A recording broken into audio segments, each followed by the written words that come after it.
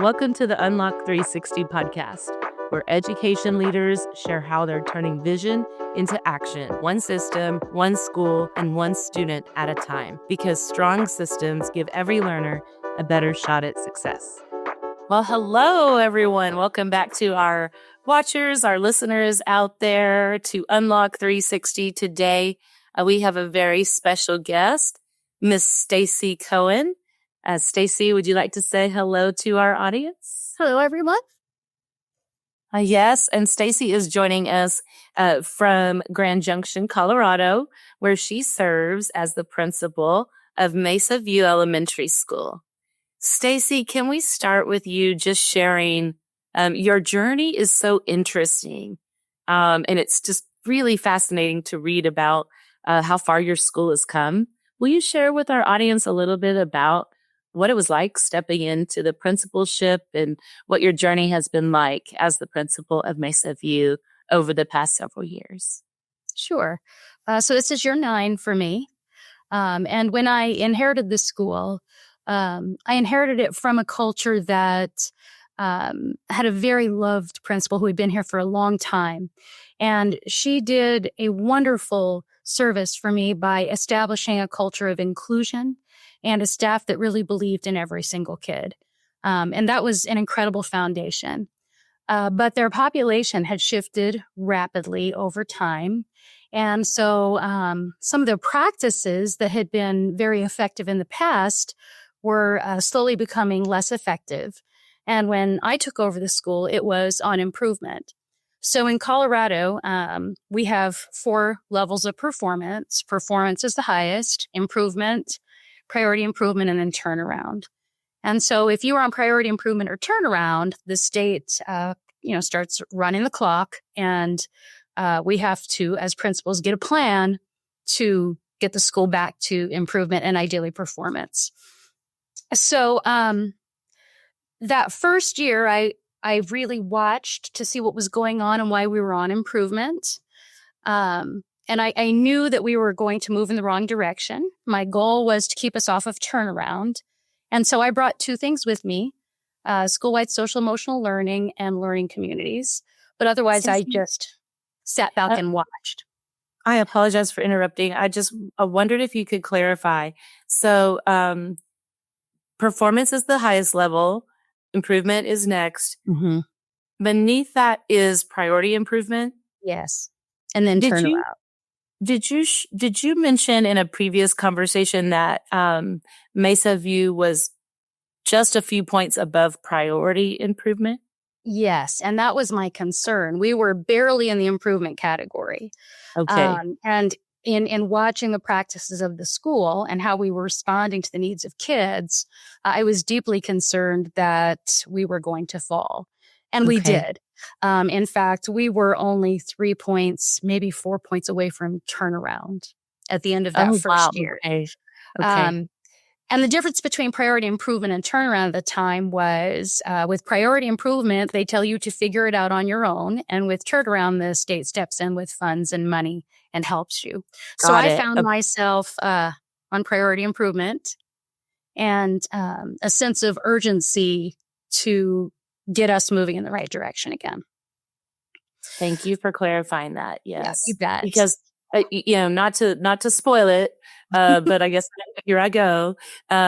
Just last year, you were named a distinguished blue ribbon school by the federal government. Is that correct? Yes, we sure were. Yeah, 2024.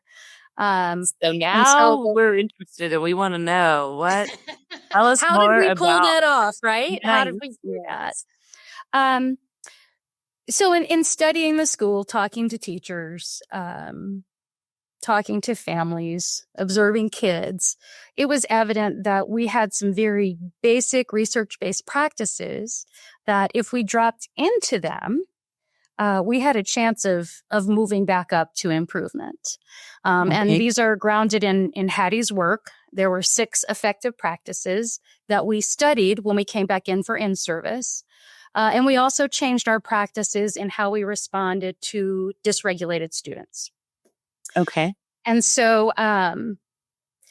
those things combined not only took us out of almost turnaround, but launched us into performance. We went to the highest category of That's amazing. Yeah, in 1 year, and we That's have been there amazing. ever since. So I am very familiar with John Hattie's visible learning research and, looking at not just what works in schools, but what works best in schools and gets the highest impact. Yes. When you refer to the 6 practices, can you tell us specifically a little bit more about those? Sure, absolutely. Number 1 is collective efficacy. Okay. And my staff, some of them were disheartened because things had changed and what they were doing wasn't working. So that's why I brought learning communities in that first year, was for us to work together and realize we could do this. Mm-hmm. And I had to start those conversations as teams. And my expectations for those meetings in that first year were very low. Just meet, show up, talk. And in the second year, we raised the bar on those. We really wanted to build this idea that we can, kids can, the community can. And collective efficacy has an insanely high effect size. Yeah. Right. So, if 0.4 is a year of growth, collective efficacy is what, 1.57, something like that. It's very high. Like 4 years of growth. 4 years of growth. It's crazy. Teacher clarity was something that was missing. And so we started learning how to get very intentional in letting kids know what they were learning. So learning intentions or learning targets and what success looks like. Okay. Teacher credibility was very important. And so helping kids understand that teachers are deeply committed to their work and they study and they spend time on lesson plans and they are experts that are champions for them, which also leads us to student-teacher relationships. Incredibly important. Feedback and feedback loops, also very important. And then I think the last one that I haven't named is high expectations. And high expectations fall under self-reported grades for kids, which has like 1.31 for the effect size, but also teachers predicting achievement. And that is like 1.29. And so when teachers have high expectations of achievement, kids have high expectations of themselves, we get those high expectations across the board. So I think I got all 6 of them. That's great. Yeah, those are very, very powerful practices. But they truly do require a culture shift and a change in the way things are done. And we know that educators are no different than other folks out in the world, that we get into our routines and our habits and we just do things because that's the way we've done them. And I think we know that doing the same thing and expecting different results is that definition of insanity, but we tend to fall into those habits. And so how can you share how you were able to lead your staff through these changes? Sure. When we came back after that first year, in all honesty, I did have a handful of people leave. And that often happens when a school is struggling and you have new leadership.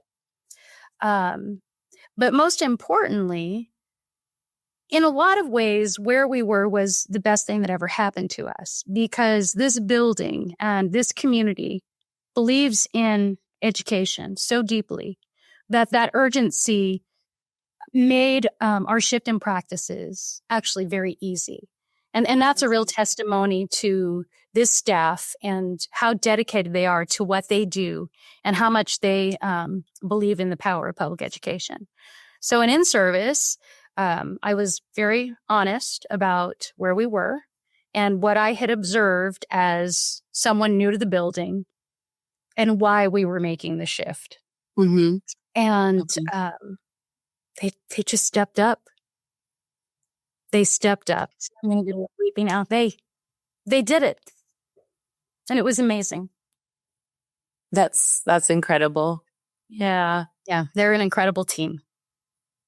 It's unfortunate that there are some folks in the public and, occasionally public opinion of educators is that we're not in it for the right reasons or that we don't care. And that is just not the case most of the time, you know? Right. And so that's really incredible and touching. And I love that it's so special to you. It was magical. It really was. And even the shift in how we were responding to dysregulated children, which was probably the hardest shift of all. Tell us about that. Our practices were about removing kids from the classroom. Okay. And that was, for the time, I mean, we're talking almost a decade ago, you know, that was nobody's fault.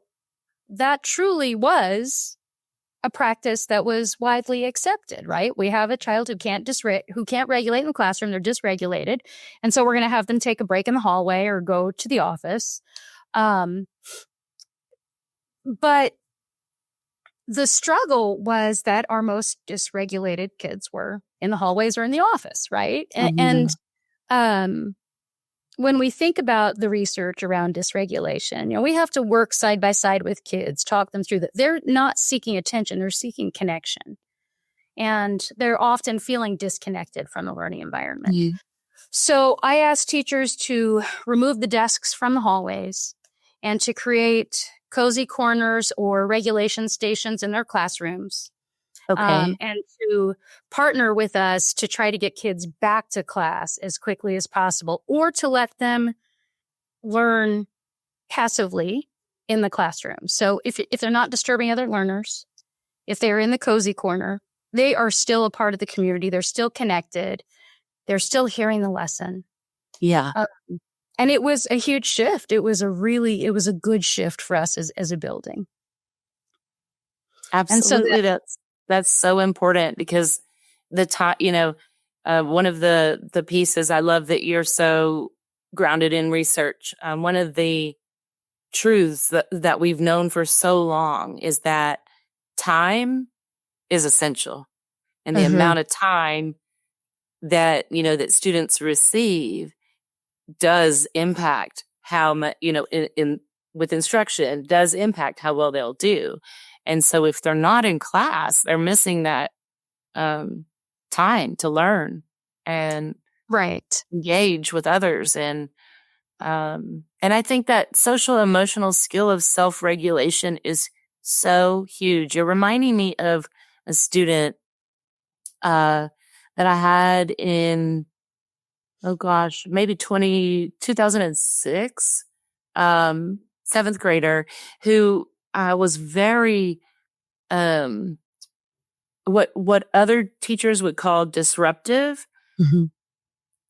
He was so positive and so full of joy, and he was just like infectious with his like positive energy. But he also was very much like, he would call out and speak out of turn and shout out. And I had a mentor suggest that I sit him closer to me wherever, you know, although I was all around the room, I still had a kind of a central point from which I might model or give information or instructions. And so she suggested, you know, trying him there. And that did help some. And then another technique that she gave me that really, really made a big difference was a self-regulation tool that truly was nothing more than a piece of paper about this big that he would keep on his desk. And if he raised his hand when it was, you know, when he wanted to speak or had a question or a comment, he could mark a check. And if he didn't, he would mark a check there. And there was no consequence for the checks when he didn't, but there was a reward when he had so many checks for raising his hand. And he became one of my most favorite students because I believe he truly learned to self-regulate and begin to recognize how his behaviors were impacting others, but also celebrate the incredible young man that he was with such a sweet, kind heart and, you know, infectious joy about him. So, sorry, I kind of went off on a tangent there, but that your story and shifting of those practices reminded me of that experience. And, there's those moments as educators that just touch us and stay with us. And I think really shape who we are in our careers. And that's a perfect example. It's exactly what we're talking about. Reinforce what they're doing well, work from a strength-based stance, and realize that most children really do want to belong, do want to connect. They are just not always recognizing that the tools that they have to do so are disrupting the environment. Now, with that said, there is a time and a place, of course, to have a child leave a room. I'm not suggesting that there isn't. There absolutely is. But as a common practice, from a decade ago, we needed to shift away from that. And it was very powerful. Also, having that second year of daily social emotional learning under our belts was very helpful as well. I've been creating a daily lesson for, this is year 12 now, and I actually push that out in email. It's differentiated. We come together now in a Google Meet. We do shout outs to kids for successes, leveling up.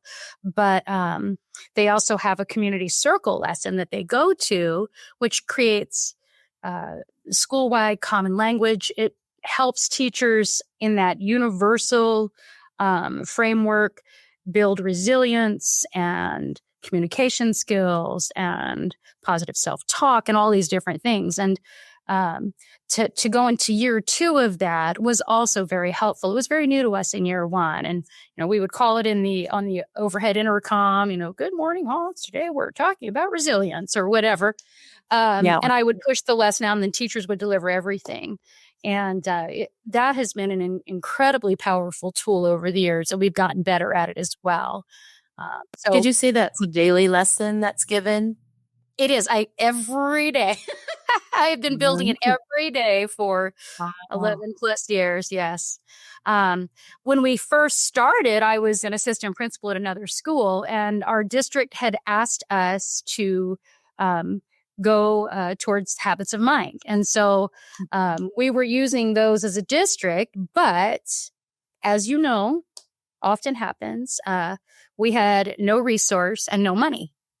And so I said, as the assistant principal, that I would build a daily lesson. I would search YouTube. I would search inexpensive books, resources. And that's how that started. Okay. And then we started moving away from the habits of mind, but into more of those. I refuse to call them soft skills. They are imperative skills, right?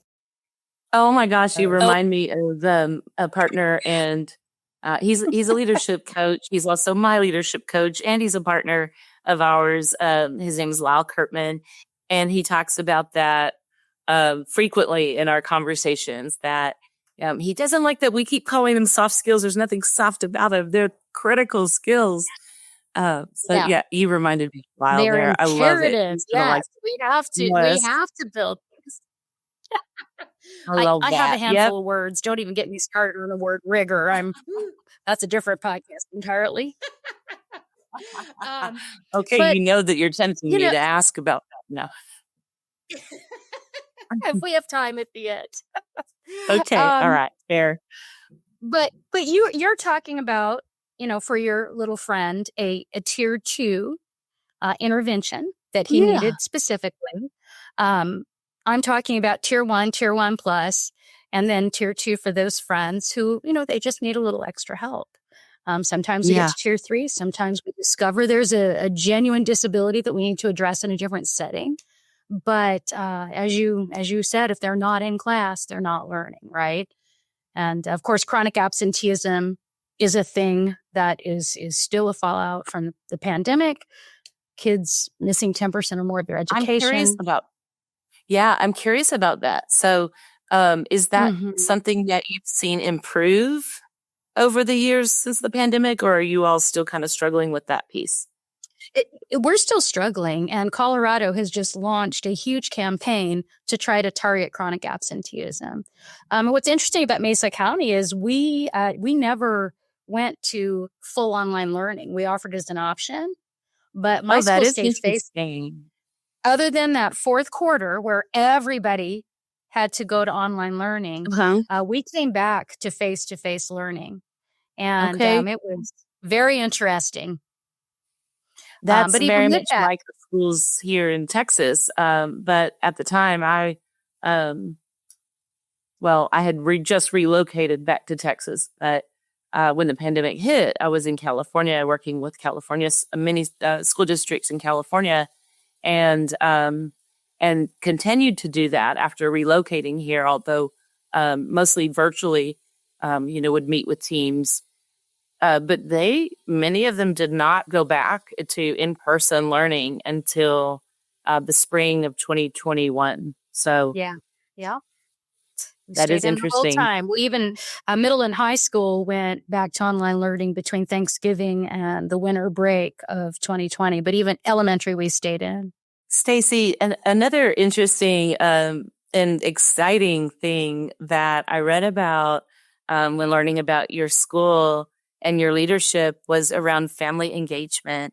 Will you tell our listeners a little bit about that and of how you have really embraced that and actually shifted it to make it even deeper? Yeah. When I first took over the school, of course, parent involvement was definitely something that was present. People would come to conferences. They would come to music performances. Um, a winter holiday celebration, those kinds of things. Uh-huh. But I realized, and this was on me, this was not on the staff. I realized that I needed to do a better job of not just involving families, but actually engaging them. And there were some pieces that I was missing in my leadership. So, for example, I needed to do a better job of interpreting our documents and our communications into dominant second languages within our Okay. district. We had a protocol in place where we, at the time, would put a sticker, please call interpretation for this document. I mean, there were supports in place, but as I look back now and as I reflected then, they really didn't honor the dignity of every family. They recognized it, but I needed to do better. And so my first step was to start communicating better, to ensure that we had interpreters at those events so that people could truly engage. And then to improve the quality of the events so that we were bringing parents into the academic world of their children, the social emotional world of their children, not just having them show up to An event. Yeah. have a muffin or whatever. Mm-hmm. And so we started, once we were able to communicate better, we started looking for opportunities to really engage families. So, for example, kindergarten onboarding was an opportunity that I've kicked myself for missing those first few years. This is a golden opportunity. Parents are so excited and a little scared when it's their first child to go to big kids school, and they're seeking that partnership. While I was putting too much on my kindergarten teachers to onboard those families. They were trying to assess kids to figure out what they were coming to the table with. They were trying to meet parents and tell them how to pick up their kids and do all these things in these very short windows of time. And it wasn't fair, you know?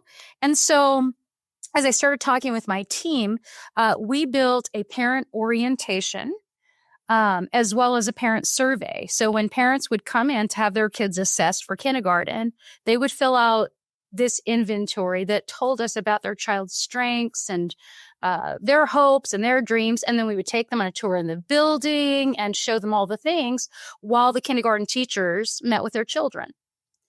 And since we started doing that, the relationship with those families has changed dramatically. I feel like we have a much stronger partnership from the very beginning. And so that's the leap that also occurred to me from parent involvement to family engagement to true partnership. And that's what we're trying to do now. So that's an example of one practice. I asked my staff to start making connection calls at the beginning of every year. And we gifted them back some of their learning communities time to do that. And we try to make all those calls within the first 3 or 4 weeks of school. We brought in a program that we call FLYT Club, Families Learn a Year Long Together. This is a partnership with the National Coalition for Families Learning. And these are for families who otherwise might be marginalized. It's a 4-pronged program. The children's education, of course, is the big thing that we offer, but we also have pack time where parents push into classrooms and learn side by side with their children. And they learn as their children learn. So if their kids are doing a worksheet from Bridges, they're doing a worksheet from Bridges. If the kids are in community circle, they're in community circle. Good. Yeah. There's a part called Parent Time where they meet with other parents who are in the program and they form community. And then they're expected to also work on their own adult education and achieve their own goals and dreams. It is a beautiful program. And so that we brought that one in. And then one of the other big pieces is sharing power in family conferences. This is our 3rd year of doing that. And we send home a pre-conference survey asking families to help us co-create the agenda for family conferences. Again, this is a golden opportunity that, kind of becomes I taught for a long time and you can get into compliance with that. And the teacher and the data can be the center of the stage. Here's where your kids at on nibbles and here's how they did on CMAS last year. Yeah. So this pre-conference survey allows us to find out what is in the hearts and minds of parents before they even show up. And then we co-create that agenda.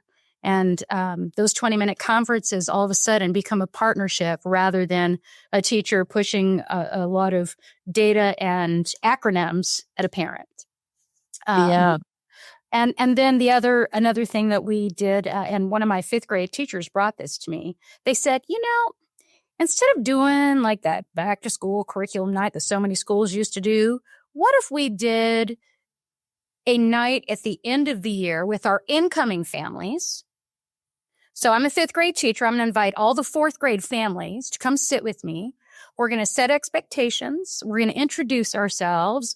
We're going to do some fun pack time activities. And we're going to send some things home over the summer that they could possibly work on that would be fun and engaging to set them up for success for the upcoming grade level.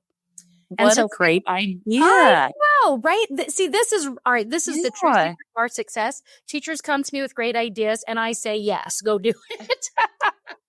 Many of them have done this. And so we had 2 or 3 grade levels take that on last year. And I'm hoping to eventually onboard everybody when they really learn the power of that. So those are just some examples of how we've moved from parent involvement to engagement to partnership and sharing power with our families. That's huge. Something you mentioned there really resonated with me and caused me to think about leadership.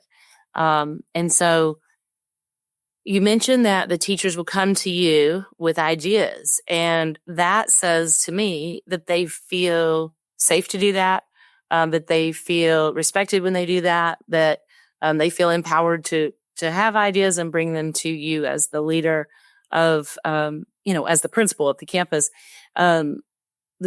So that tells me that they are being developed as leaders themselves. How do you do that? How do you develop the leadership of your staff? Mm-hmm. Well, we do have an instructional leadership team, and I'm a little different in that I don't select those members. I have teachers select those members. So, because every single person in this building is brilliant and can bring something amazing to our leadership. So grade level teams, they choose who they want to serve on that committee, on that team.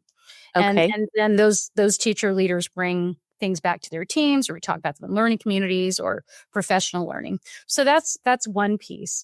But the other piece is having those conversations, and we did this very early on.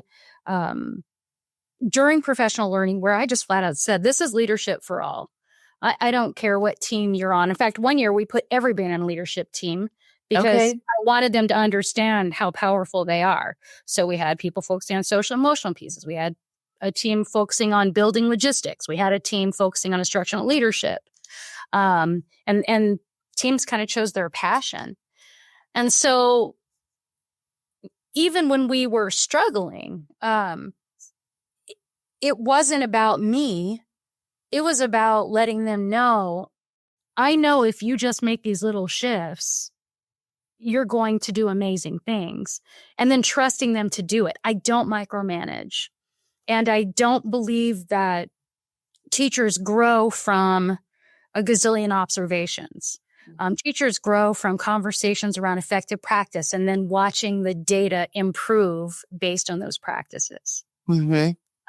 And so I think that trust and letting them know I believe in them came from conversations in learning communities and in professional development. We're a STEAM school now, and that started because my computer science teacher, who was a paraprofessional, she and I went to a training together. We decided together to bring in coding for all. Then she decided to learn how to program robots and bring in dashbots. My specials team said they would help bring coding to everybody. That was a decision we made together. And then two brilliant teachers came to me and said, can we bring First Lego League to the building? And our STEAM practices grew from there. All of a sudden, I'm buying 3D printers, and we've actually sponsored a community team now for kids who didn't have a team in other buildings, and they've gone to nationals twice. We have 10 teams, and that's because of teachers. So when teachers are passionate and they have a great idea, I think that it is a secret superpower when a principal tries to say yes. And I also go to them when I have an idea and say, is this a good idea? And if it is, can you help me make it better? And that's huge. It's again, if you're going to, you have to share power with your staff before you can share it with families. Right. And we expect teachers to share power with kids and give kids voice. That's what an interdependent, successful community does. And we had to build that over time, but here we are. Seems like such a wonderful place. And I'm just so happy to have had this conversation with you and to hear about the success that you all have experienced.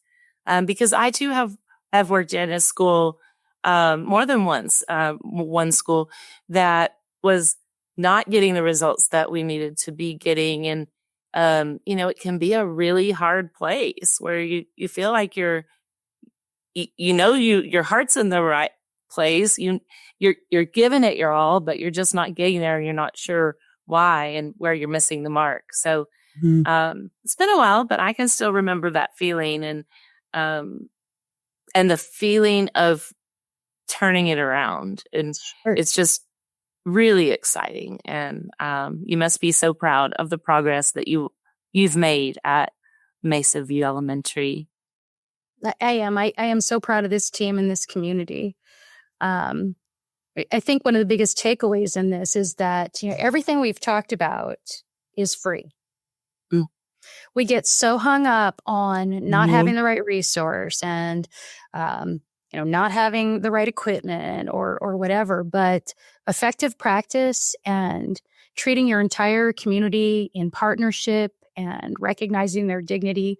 It's a formula for success. Yes, we love great resources, and I am so thankful that we now have research-based, standards-aligned resources. But we did this without those. I mean, we had resources, but they weren't necessarily research-based. They weren't necessarily the best that we could get. And they did it anyway. And they did it because they decided to shift this culture and shift their practices and work together. And that's just such a testimonial to who they are as educators. I mean, they make me look really good. Spoken by an outstanding principal. I have heard this one before, Stacey. Sometimes you have to give yourself credit as well. So Congratulations to all of you. I hope you're listening. Staff, students, family members, community members of Mesa View, and to Principal Cohen as well. You've come a long way, and you should be very, very proud. Well, thank you. Stacey, what's next for Mesa View? Like, if you think about where you are and wanting to continue to improve and get better, where are some areas of challenge or areas, that the team still needs to work on and get better at? Sure. Well, I mentioned we are officially a STEAM school now. And Yes. that comes with an expectation.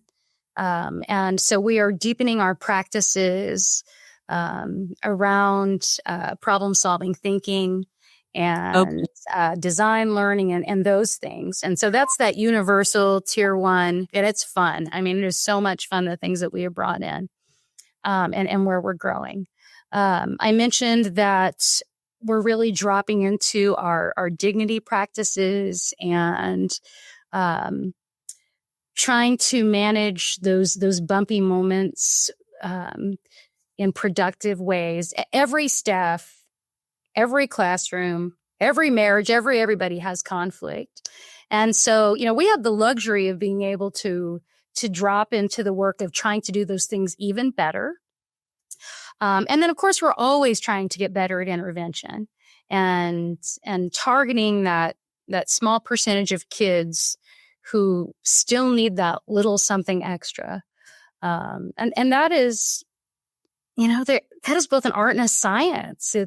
It can get tricky. And so we continue to try to make sure that we've got the right fit for kids who just aren't quite benefiting from Tier 1 and Tier 1 plus. The hard part about that is effective practice tells us that acceleration is one of the best things that we can do. Mm-hmm. We front load kids for core instruction. And finding the time to do that is also very, very challenging, in addition to trying to close gaps. Keeping all the plates spinning can be very tricky. Yes. Very challenging. Indeed. Yes, it is. Of course, I guess I'm biased and you could be too, but I believe that educators have a very difficult job, one of the most difficult jobs to do, really. Absolutely. Absolutely. I subbed the other day in a classroom for about 3 hours. It was a fifth boy. grade classroom. It was great, but I got to tell you, I was tired. Yes. Yep. I have experienced that not long ago, and co-teaching alongside a teacher in a classroom. Yeah, you don't stop. You don't stop, and you've got eyes in the back of your head at the same time. It's all the things, all the pieces. Well, Stacey, thank you so much for being a guest on Unlock 360. It's been a pleasure to get to know you a little bit and learn more about your school and community. If there are teachers that may be looking for a place to call home and want to check out your district or your school to see if there are any openings, where can they go to learn more? Well, you can put in a search engine, Mesa County Valley School District 51, and you will find Mesa View Elementary links on their drop-down menus. Okay, awesome. Thank you all so much for tuning in, and we'll see you next time. Thank you for listening to the Unlock 360 podcast. Follow us on LinkedIn and YouTube, and visit leadteachlearn360.com to learn more about us, because every school deserves systems that work and leaders who can make them thrive.